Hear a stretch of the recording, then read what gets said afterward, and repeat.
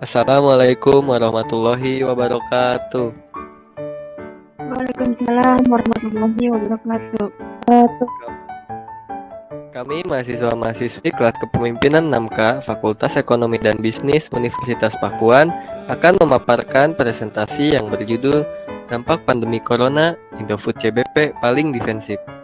Sebelumnya saya akan memperkenalkan anggota kelompok terlebih dahulu. Saya sendiri Fadli Maulana, lalu di sini ada rekan-rekan saya. Yang pertama ada Farisa Asmani Holila, yang kedua ada Medina Firda Vidya, yang ketiga ada Siti Asma, yang keempat ada Widya Sri Pujastuti, yang kelima ada Donita Elizabeth Tarigan, yang keenam ada Hanimeita Goldna Baringbing, dan yang terakhir ada Rigil Agung Sayekti. Selanjutnya materi akan dijelaskan oleh rekan saya.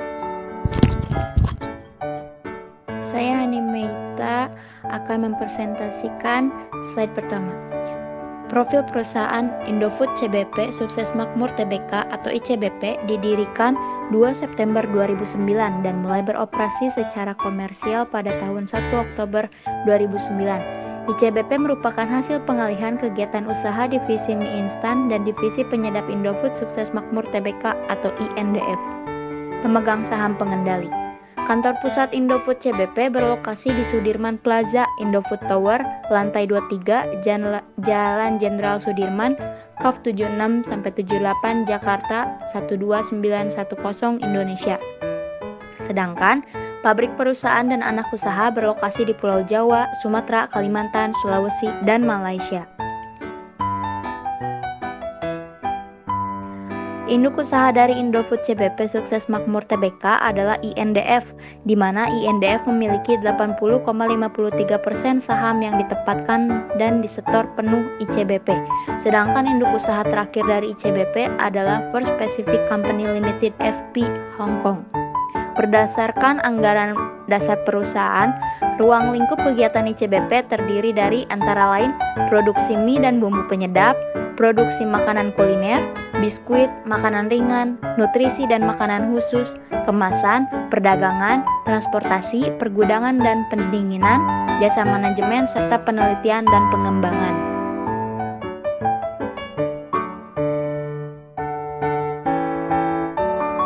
Selanjutnya ada merek-merek yang dimiliki oleh PT Indofood. Yang pertama ada mie instan, yaitu ada Indomie, Supermie, Sarimi, Sakura, Poppy, Pop Bihun, dan mie telur cap 3 ayam. Yang kedua ada dairy, yaitu ada Indomilk, Enak, 3 Sapi, Kremer, Orchid Butter, Indo Es Krim, dan Milkwart.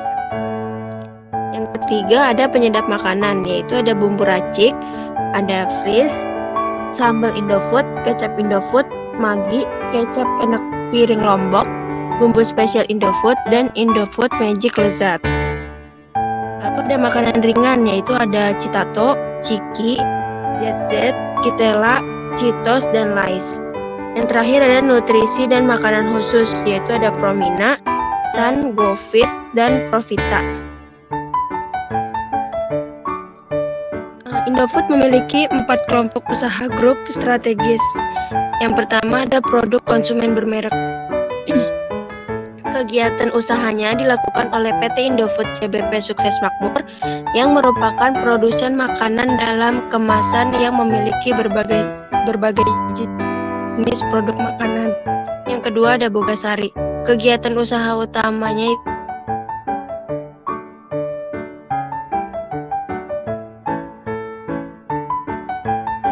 memproduksi tepung alim Ivomas Pratama Tbk dan PP London Sumatera Indonesia Tbk.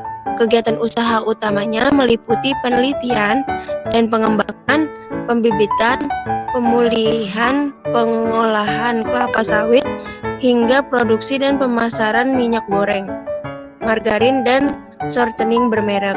Yang keempat ada distribusi. Grup ini mendistribusikan hampir seluruh produk konsumen Indofood dan anak-anak perusahaannya serta produk pihak ketiga.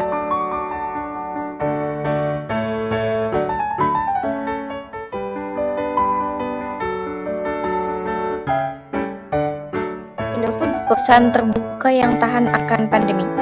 PT Indofood CBP Sukses Makmur Tbk atau ICBP diproyeksikan sebagai perusahaan terbuka yang paling tahan terhadap dampak pandemi virus corona atau COVID-19.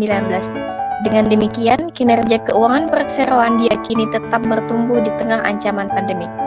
Indofood CBP tergolong saham defensif, sehingga pandemi tidak akan berdampak besar terhadap penjualan perseroan sepanjang tahun ini. Tulis analisis dana reksa sekuritas Natalia Susanto dalam risetnya pada April 2020 lalu.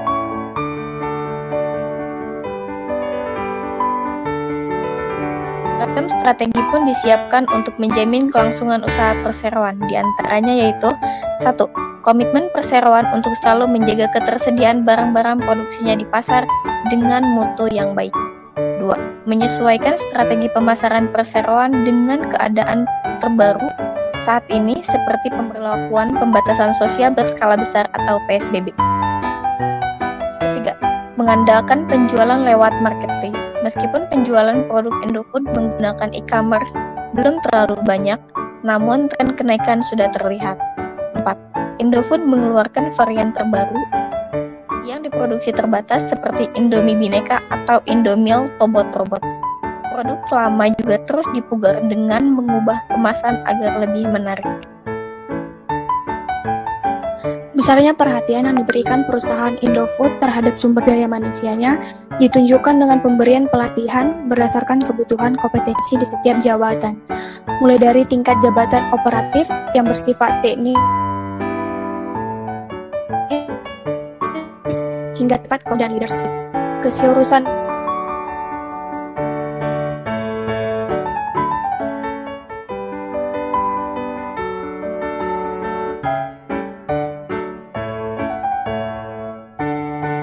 ini sejalan dengan masyarakat dan lingkungan secara berkelanjutan dan meningkatkan stakeholders, value, serta secara berkesinambungan.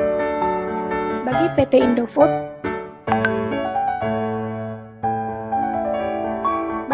Indofood, setiap karyawan memiliki kapasitas untuk berprestasi dan memberikan kontribusi terbaik demi keberhasilan tidak hanya perusahaan tetapi juga bangsa.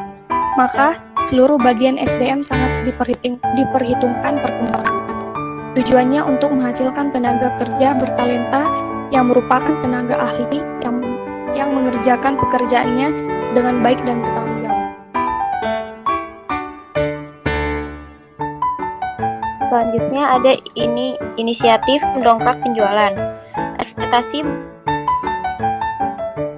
berlanjutnya pertumbuhan inisiatif manajemen untuk mendongkrak penjualan. Sementara itu, realisasi kinerja keuangan Indofood CBP sepanjang tahun lalu telah sesuai perkiraan sejumlah analis, termasuk konsensus analis. Adapun beberapa inisiatif manajemen untuk mendongkrak penjualan perusahaan, antara lain mengintensifkan iklan melalui media digital, peluncuran produk untuk menangkap pangsa pasar kalangan milenial, serta memenangi peluang marketing dan distribusi produk yang lebih baik sesuai dengan areanya. Berbagai faktor inisiatif tersebut mampu mendorong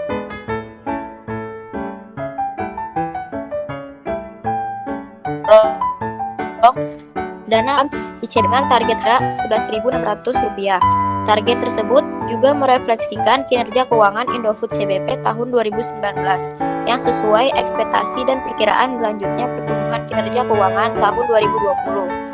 Dana reksa sekuritas memproyeksikan peningkatan laba bersih anak usaha PT Indofood Sukses Makmur Tbk (INDF) tersebut menjadi Rp5,54 triliun tahun 2020 dibandingkan pencapaian 2019 yang senilai Rp5,04 triliun. Pendapatan juga diharapkan bertumbuh menjadi Rp46,41 triliun sepanjang 2020 dibandingkan perolehan tahun lalu senilai Rp42,3 triliun.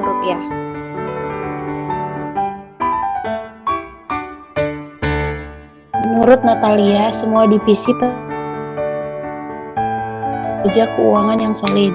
Indofood CBP mencatat peningkatan laba tahun berjalan yang dapat didistribusikan kepada pemilik entitas induk sebesar 10% menjadi Rp5,4 triliun triliun hingga akhir 2019 dibandingkan 2018 senilai 4,58 triliun. Ungkap Natalia, realisasi laba bersih Indofood CBP tahun 2019 hampir sesuai dengan target, atau setara dengan 98%, serta setara dengan 100% dari konsensus analis. Begitu juga dengan pencapaian penjualannya, sudah sesuai perkiraan dana reksa sekuritas dan konsensus analis. Peningkatan laba tersebut dan laba usaha sebesar 15% menjadi 7,4 triliun pada akhir 2019 dari 6,45 triliun pada akhir 2018. Sedangkan penguatan laba usaha berasal dari pertumbuhan penjualan neto sekitar 10% dari 38,41 triliun pada 2018 menjadi 42,3 triliun pada akhir 2019. Sementara itu, analisis Mirai Aset Sekuritas Indonesia Mimi Halim mengungkapkan Indofood CBP diperkirakan tetap mampu untuk mendongkrak penjualan ke depan, yaitu didukung oleh kehadiran produk mie instan rasa baru dan kekuatan perseroan dalam menentukan harga produk ini. Perseroan merupakan produsen mie instan terbesar dengan penguasa pangsa, sehingga perseroan memiliki kekuatan untuk menentukan harga jual produknya, tulis Mimi dalam risetnya.